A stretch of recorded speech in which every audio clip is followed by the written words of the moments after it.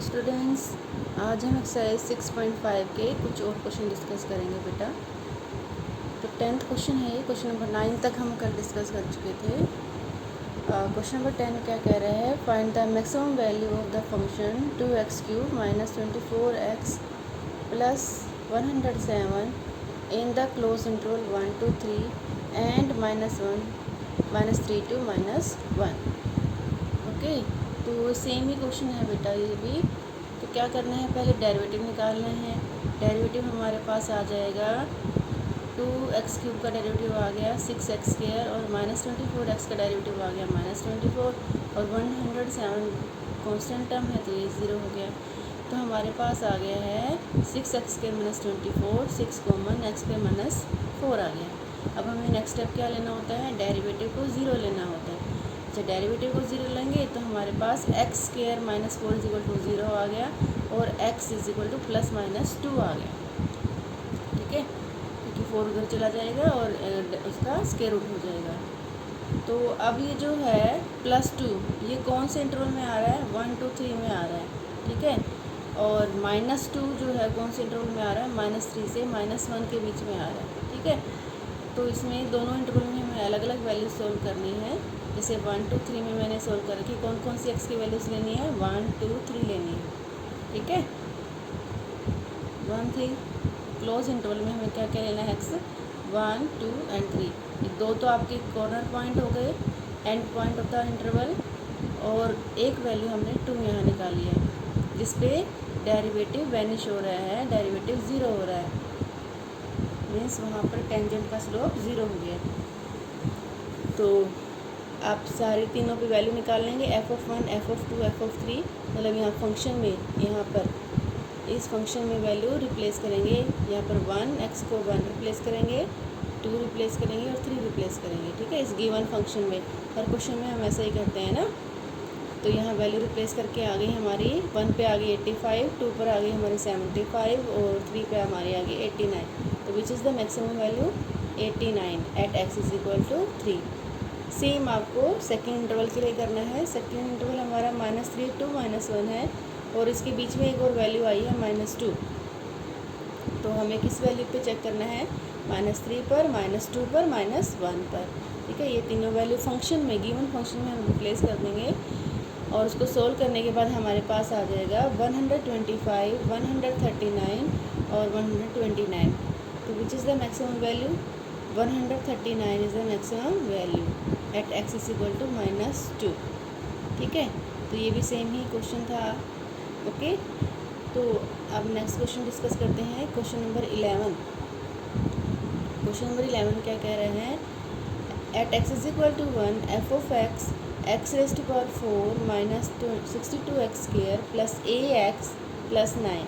यहाँ पर a एक कांस्टेंट गिवन है, attains maximum value on 0 to 2, मतलब क्लोज इंटरवल क्या है 0 से 2 तक, फाइंड a। ठीक है, तो ये क्वेश्चन थोड़ा सा डिफरेंट है। क्या कह रहा है कि ये जो गिवन फंक्शन है x⁴ - 62x² + ax + 9, ये जो गिवन फंक्शन है एट x = a पर मैक्सिमम है। ठीक है, और इंटरवल कौन सा है, 0 से 2 के बीच में, x = 1 पर ये गिवन फंक्शन मैक्सिमम वैल्यू दे रहा है। ठीक है, तो आपको क्या निकालना है, फाइंड a। ओके, तो इसमें जब ये मैक्सिमम वैल्यू दे रहा है, इसमें दो चीज़ें हैं। एक तो डेरिवेटिव x = a पर वैनिश हो रहा है, उसका स्लोप x = 1 पर, यहाँ क्या है 1। ठीक है, और आपका इंटरवल क्या है, 0 से लेकर 2 तक। ये आपका 0 है और ये आपका 2 है। तो 0 से लेकर 2 तक इंटरवल आपको गिवन है। इसमें आपका फंक्शन 1 पर डेरिवेटिव 0 दे रहा है, इसका मतलब उसका स्लोप 0 हो गया। ठीक है, पैरेलल टू x एक्सिस हो गया। एक तो ये पॉइंट ध्यान रखना है कि x = 1 पर डेरिवेटिव 0 हो गया, क्योंकि यहाँ पर मैक्सिमम वैल्यू दे रहा है तो पीक बनेगी, है ना। दूसरा, यहाँ पर क्योंकि मैक्सिमम वैल्यू दे रहा है तो आपको सेकंड डेरिवेटिव पॉजिटिव दिखाना, नेगेटिव दिखाना है यहाँ पर। ठीक है, मैक्सिमम वैल्यू कब देता है, जब सेकंड डेरिवेटिव हमारा नेगेटिव होता है। तो ये दो चीज़ें हैं। क्योंकि वो मैक्सिमम पहले ही कह रहा है ना कि मैक्सिमम वैल्यू है। इसका मतलब यहाँ पर एक तो डेरिवेटिव 0 हो जाएगा, दूसरा यहाँ पर सेकंड डेरिवेटिव नेगेटिव रहेगा। ठीक है, किस पॉइंट पर? x इज इक्वल टू 1 पर। ओके, क्योंकि वो ऑलरेडी कह रहा है कि मैक्सिमम है। तो यहाँ पर दो चीज़ें हैं, एक तो x इज इक्वल टू 1 पर फर्स्ट डेरिवेटिव 0 हो जाएगा क्योंकि यहाँ पर पीक बन रही है, मैक्सिमम है। दूसरा यहाँ पर क्योंकि ये मैक्सिमम है, सेकंड डेरिवेटिव नेगेटिव रहेगा। ठीक है, तो यही दो चीज़ों को लेकर हम चलेंगे। तो सबसे पहला काम तो हमारा क्या होता है? डेरिवेटिव निकालना होता है। ठीक है ना, तो डेरिवेटिव निकालेंगे। क्या आ जाएगा आपका? x रेज़ टू पावर 4 का डेरिवेटिव आ गया 4x की पावर 3 और -62x का डेरिवेटिव आ गया -124x और ax का डेरिवेटिव आ गया आपका a, और जो 9 था वो कांस्टेंट है। ठीक है, तो उसका 0 हो जाएगा। तो हमारे पास डेरिवेटिव आ गया 4x³ -124x प्लस a। ठीक है, तो ये जो डेरिवेटिव किस पॉइंट पर 0 हो रहा है? कहाँ पर? x इज इक्वल टू 1 पर। हमें गिवन है ना x इज इक्वल टू 1 पर मैक्सिमम वैल्यू है, मतलब हमारी चोटी बन रही है। चोटी बन रही है, इसका मतलब यहाँ पर जो हमारा एक पॉइंट है उस पर हम टेंजेंट खींचेंगे तो वो उसका स्लोप 0 आएगा। तो हमें डेरिवेटिव क्या लेना है? 0 लेना है। किस पे 0 लेना है? x इज इक्वल टू 1 पे 0 लेना है। क्लियर? तो हम यहाँ पर x इज इक्वल टू 1 को रिप्लेस करेंगे और इक्वल टू 0 ले लेंगे। ठीक है, लाइक दिस। देखो अब आप f-1 यहाँ पर आपको 1 रिप्लेस करना है, इस इक्वल टू 0 लेना है। तो आपका बन जाएगा -120 plus a is equal to 0। a की वैल्यू आ गई 120। ठीक है, अब इस वैल्यू पर आपको देखना है कि सेकंड डेरिवेटिव नेगेटिव है या नहीं है। तो हम सेकंड डेरिवेटिव करेंगे पहले। ठीक है, तो फर्स्ट डेरिवेटिव हमारा क्या था? फर्स्ट डेरिवेटिव हमारा था 4x³ -124x प्लस a। ये हमारा फर्स्ट डेरिवेटिव था। तो सेकंड डेरिवेटिव हमारा आ जाएगा 4 3 12x² -124। ठीक है, और a क्योंकि कांस्टेंट है तो उसका 0 हो जाएगा। ठीक है, तो it is free from a। a तो इसमें है नहीं है। ठीक है, अगर a होता तो a की वैल्यू का इस पर फ़र्क पड़ता, तो नेगेटिव या पॉजिटिव होने पर, लेकिन यहाँ पर a नहीं है, it is free from a। तो हमें किस पे चेक करना है? अभी 1 पर। ठीक है, क्योंकि x इज इक्वल टू 1 पर ही मैक्सिमम दे रखा है, तो ये क्या होना चाहिए? नेगेटिव होना चाहिए अगर हम 1 रिप्लेस करते हैं तो। ठीक है, तो यहाँ पर 12 इंटू 1 का स्क्वायर 12 ही हो गया -124। तो ये आपकी नेगेटिव वैल्यू आ गई -112 लेस देन 0। ठीक है, नेगेटिव है second derivative at x is equal to 1 पर। तो हमें क्या करना है? लिख देना है कि ये मैक्सिमम है at x is equal to 1 और a इज इक्वल टू 120। ठीक है, अब यहाँ पर a नहीं आया। अगर यहाँ पर a आता सेकंड डेरिवेटिव तो उसकी वैल्यू हम क्या रिप्लेस करते हैं? 120। दोनों पे ये नेगेटिव होना चाहिए था, 1 पर भी, x इज इक्वल टू 1 पर भी, और a इज इक्वल टू 120 पर भी ये क्या होना चाहिए था? नेगेटिव, क्योंकि हमें ये मैक्सिमम शो करना है, गिवन है।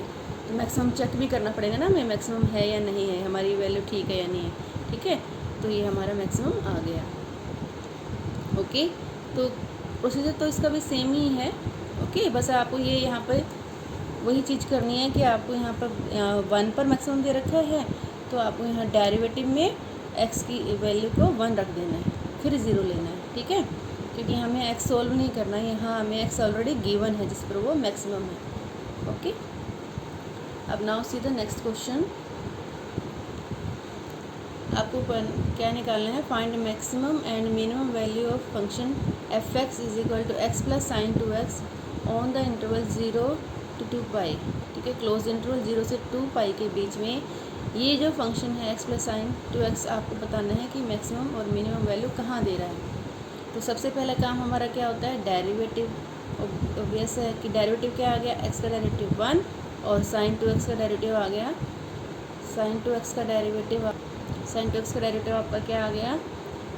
2 cos 2x। ठीक है, 2 cos 2x। तो अब हमें नेक्स्ट स्टेप क्या करना होता है? डेरिवेटिव को क्या लेना होता है? 0 लेना होता है। इसको हम 0 लेंगे तो हमारा cos 2x आ जाएगा -1/2। ठीक है, क्या आ जाएगा हमारा? -1/2। ओके, तो -1/2 हमें क्वाड्रेंट के हिसाब से देखना है कि कहाँ आ रहा है, ठीक है। तो कोस नेगेटिव कहाँ होता है आपका, यहाँ होता है। यहाँ पॉजिटिव मिलेगा कोस, यहाँ पॉजिटिव मिलेगा कोस, यहाँ कोस नेगेटिव होता है, यहाँ कोस नेगेटिव होता है। ऑल स्कूल टू कॉलेज, है ना। तो यहाँ पर आपका नेगेटिव होता है। तो ये क्वाड्रेंट है आपका। इसमें हम कैसे निकालते हैं, π/3 पर कोस 1/2 वैल्यू देता है ना। 1/2 वैल्यू कहाँ देता है, π/3 पर।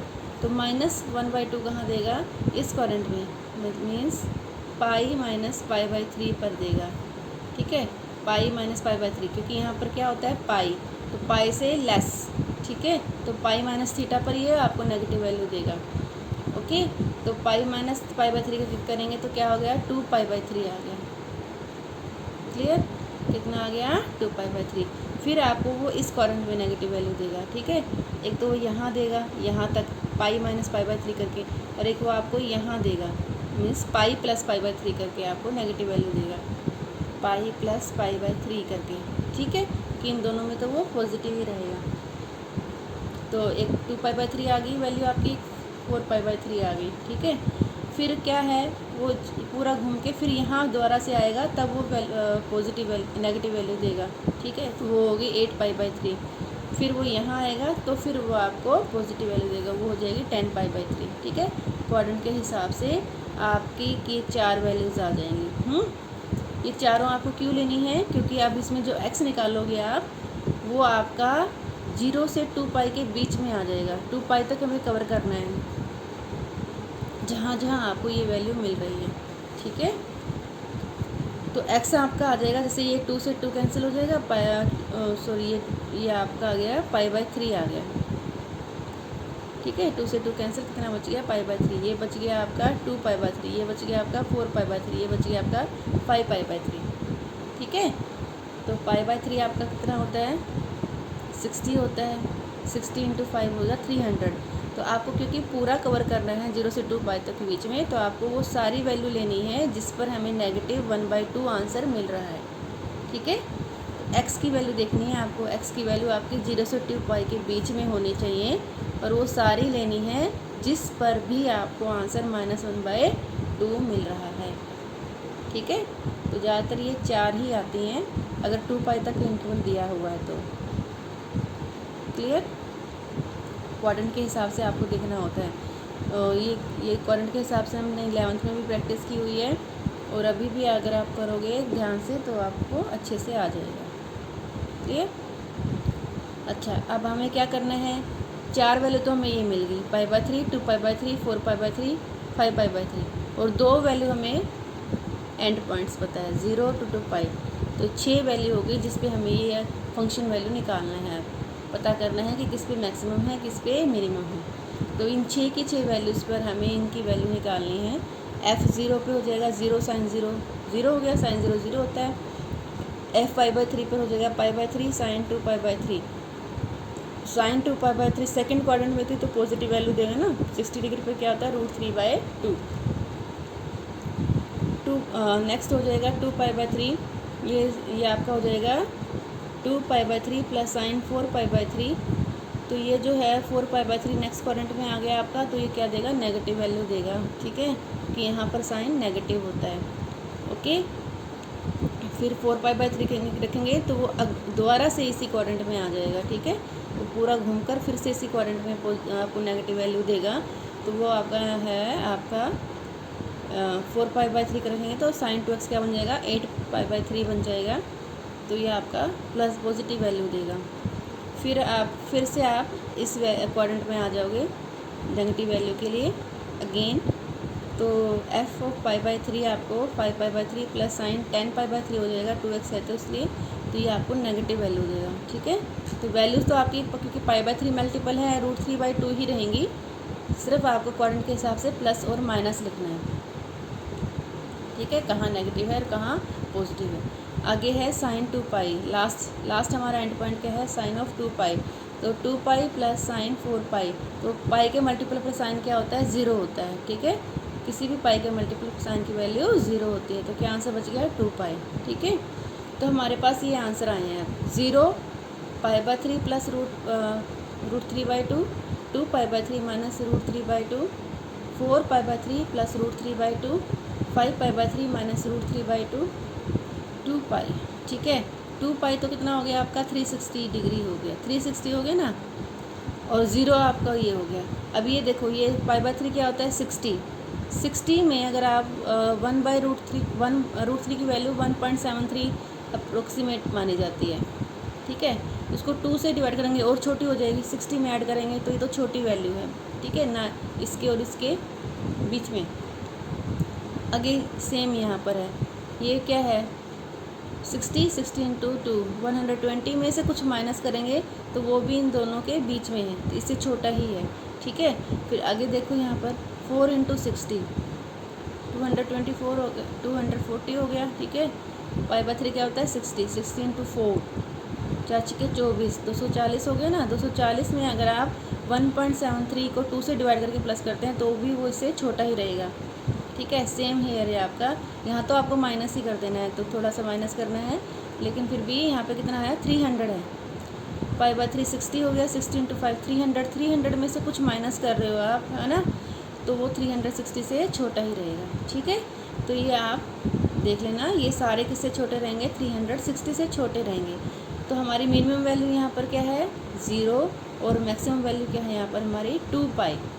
ठीक है, यहाँ पे स्पेस नहीं था तो इसलिए मैंने लिखा नहीं है, आप लिख लेना कि मिनिमम वैल्यू 0 है एट x = 0, मैक्सिमम वैल्यू 2π है एट x = 2π। ओके, तो ऐसा क्वेश्चन हमने कल भी किया था।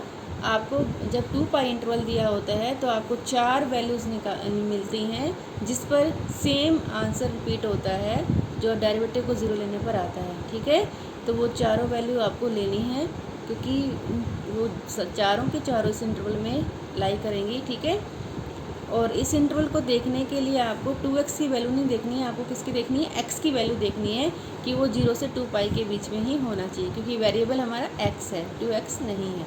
ओके, क्लियर है, तो ये समझ में आ गई होगी ना बेटा। जैसे -1/2 है तो कोस यहाँ तो पॉजिटिव होता है, यहाँ नेगेटिव होता है, यहाँ नेगेटिव होता है, यहाँ पॉजिटिव होता है, तो एक तो वो सेकंड क्वाड्रेंट में आएगा, एक वो थर्ड क्वाड्रेंट में आएगा।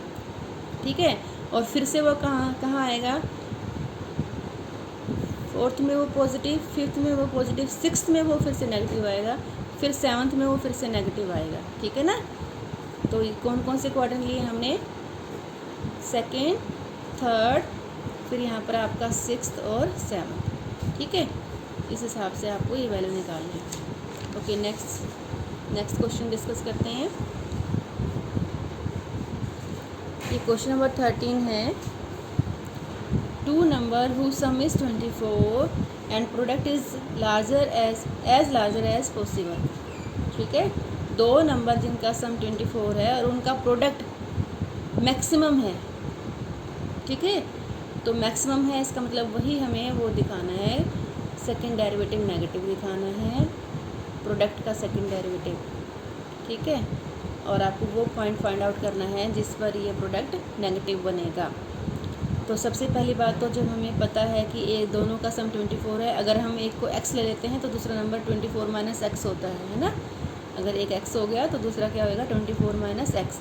अब इनका प्रोडक्ट फंक्शन बन जाएगा, हमारा फंक्शन क्या बन जाएगा, px ले लो या fx ले लो, आपकी इच्छा है, या fx ले सकते हैं। तो इनका प्रोडक्ट लेना है आपको x × 24 - x, तो ये हमारा फंक्शन हो गया। ठीक है, तो इसको देखना है आपको कि यहाँ पर ये मैक्सिमम किस पॉइंट पर बन रहा है। ठीक है, एक तो इसको मैक्सिमम शो करना है, मतलब आपको डेरिवेटिव टेस्ट लगाने हैं, या तो फर्स्ट डेरिवेटिव टेस्ट या सेकंड डेरिवेटिव टेस्ट। ठीक है, क्योंकि हमें लिखा हुआ है एज लार्जर एज पॉसिबल, तो इसको लार्जर भी प्रूव करना है, शो करना है। ठीक है, और दूसरा वो पॉइंट निकालना है x जिस पर डेरिवेटिव 0 हो जाता है, ये ऐसा ये वाला पॉइंट निकालना है आपको। ये x पर ये पॉइंट क्या है जिस पर ये डेरिवेटिव 0 हो गया। ठीक है, तो क्या करेंगे, हम डेरिवेटिव लेंगे, पहले ये मल्टीप्लाई कर लेते हैं, 24 × x 24x minus x × x minus x²। तो डेरिवेटिव आप क्या हो गया 24x का डेरिवेटिव 24 और x² का डेरिवेटिव -2x। ठीक है, अब क्या लेना है, नेक्स्ट स्टेप 0 लेना है। हर क्वेश्चन में हम यही करते हैं, 0 ले लिया, 0 लेके सॉल्व किया इसको, तो हमारा x आ गया 12। ठीक है, तो हमें क्या प्रूव करना है, x इज इक्वल टू 12 पे हमारा जो प्रोडक्ट है वो लार्जर है, ठीक है, मैक्सिमम है x इज इक्वल टू 12 पे। तो हमारे पास यहाँ दो चॉइसेस हैं, हम फर्स्ट डेरिवेटिव टेस्ट भी लगा सकते हैं और सेकंड डेरिवेटिव टेस्ट भी लगा सकते हैं। तो फर्स्ट डेरिवेटिव टेस्ट में तो आपको क्या करना है कि यहाँ पर x की वैल्यू 12 से लेफ़्ट में जैसे 11.9 रिप्लेस कर दी अंदाजे से, तो देख लिया ये पॉजिटिव है या नेगेटिव है। फिर 12 की उधर 12.1 रिप्लेस करके यहाँ पर आपने देख लिया, ठीक है। तो लेफ़्ट की वैल्यू 9.1 और राइट की वैल्यू 12.1, इसके क्लोज़र है ना, बिल्कुल पास में, ठीक है। तो ये जब ये आपका ये पीक कब बनेगी, जब चढ़कर उतरते हैं, मतलब पहले पॉजिटिव आएगा, इस पर आपका आंसर पॉजिटिव आएगा, इस पर आपका आंसर नेगेटिव आएगा, ठीक है। चढ़कर उतर गए तो हमारा क्या बन जाएगा, पीक बन गया, मैक्सिमम हो गया। तो ऐसे आप चेक कर सकते हो फर्स्ट डेरिवेटिव टेस्ट से ये, ठीक है, कि आप डेरिवेटिव में एक बार 11.9 रख दीजिए और एक बार आप 12.1 रख दीजिए, तो इस पर आपका आंसर पॉजिटिव आएगा, इस पर आपका आंसर नेगेटिव आएगा, तो ये आपका क्या हो जाएगा, मैक्सिमम हो जाएगा, ठीक है। तो लेकिन मैंने तो यहाँ पर आप सेकंड डेरिवेटिव टेस्ट से किया है, तो सेकंड डेरिवेटिव लेंगे हम, तो 24 माइनस 2x का डेरिवेटिव क्या हो जाएगा, -2, क्योंकि 24 तो हमारा क्या है, कांस्टेंट है, ये 0 हो गया, और -2x का डेरिवेटिव हो गया -2, ठीक है। तो it is free from x, तो ये आपका नेगेटिव ही रहेगा, चाहे x कुछ भी हो, लेकिन हमें लिखना तो x इक्वल टू 12 पे ही है, ठीक है। तो p डबल डैश 12 मतलब double derivative at 12 is equal to -2, that is negative, so product is largest at x is equal to 12, ठीक है। तो जो पहला नंबर है हमारा 12 आ गया, तो दूसरा नंबर हमारा 24 में से माइनस करके वो भी 12 आ गया, तो दोनों नंबर हमारे क्या हैं, 12, क्लियर। तो करना तो इसको भी बिल्कुल सेम वैसे ही है जैसे हमने पहले क्वेश्चंस किए थे, ओके। लेकिन इसमें क्या है, इसमें फंक्शन आपको खुद बनाना है, उन्होंने प्रोडक्ट बोला है, तो प्रोडक्ट का फंक्शन आपको खुद बनाना है, और नंबर क्या है, जिनका सम 24 है, एक x हो गया तो दूसरा 24 माइनस x हो गया, ठीक है।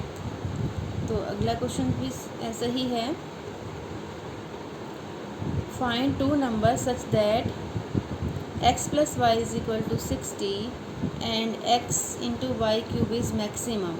तो यहाँ पर आपको फंक्शन गिवन है, ठीक है, x प्लस वाई 60 है और ये फंक्शन है x into y cube is maximum, मतलब आपको x ये पॉइंट निकालना है x और y जिस पर ये मैक्सिमम है, मतलब इसका ये तो फर्स्ट डेरिवेटिव टेस्ट आप लगाओ या फिर सेकंड डेरिवेटिव को नेगेटिव दिखाओ, ठीक है।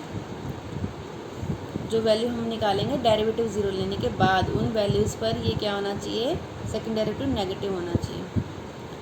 तो सबसे पहली बात तो ये x प्लस वाई 60 है, तो यहाँ से x क्या आ जाएगा, 60 माइनस वाई, ठीक है। तो यहाँ पर मैंने x निकाला है, आप y भी निकाल के यहाँ रिप्लेस कर सकते हो, ठीक। तो इन दोनों में से एक वेरिएबल को आपको रिप्लेस करना है ताकि हम डेरिवेटिव ले सकें with respect to one variable. Function हमारा x इंटू वाई क्यूब है ना, तो दो वेरिएबल हो गए, तो हमें एक लेना है, तो इसमें से चेंज कर लेंगे, या तो x को चेंज कर लेंगे या y को चेंज कर लेंगे। मैंने x को चेंज किया तो ये आपका 60 माइनस वाई हो गया, ठीक है। तो ये f ऑफ y हो गया, सॉरी यहाँ पर x लिख दिया मैंने, आप जो भी लेंगे वही वेरिएबल यहाँ लिखना है। f of y is equal to आपका हो गया, x की जगह पर आपको लिख दिया 60 माइनस वाई और y क्यूब, ठीक है। अब इसको मल्टीप्लाई कर लेंगे 60 इंटू वाई क्यूब और ये हो जाएगा minus y raised to power 4, ठीक है। अब इसका डेरिवेटिव लेंगे, f डैश वाई हमारा हो जाएगा 60 वाई क्यूब हो जाएगा, 60 into 3 180 y square minus 4 y cube हो जाएगा। तो यहाँ से हमारा कॉमन आ जाएगा आपका 180 और 4 में से 2 कॉमन आ गया, और वाई स्केयर इंटू और वाई क्यूब में से वाई स्केयर कॉमन आ गया, ठीक है। यहाँ से कॉमन देख लो आप क्या क्या कॉमन आ रहा है, 180 और 4 में से क्या कॉमन आ गया 2, वाई स्केयर और वाई क्यूब में से क्या कॉमन आ गया वाई स्केयर। तो यहाँ क्या बचा 90 और यहाँ क्या बचा -2y, ठीक है।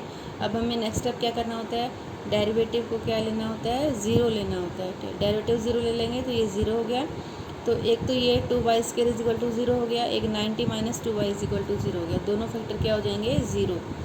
तो जो पहला फैक्टर है हमारा पहले फैक्टर से तो y इक्वल टू 0 हो गया, इम्पॉसिबल नहीं है, ठीक है। दोनों नंबर में से एक 0 हो गया तो दूसरा पूरा 60 बच गया, है ना। तो प्रोडक्ट ही 0 हो जाएगा आपका। प्रोडक्ट फंक्शन क्या दे रखा था, ये दे रखा है आपका। तो अगर ये 0 होता है तो ये सारा 0 ही हो जाएगा, फंक्शन ही ख़त्म हो जाएगा, है ना।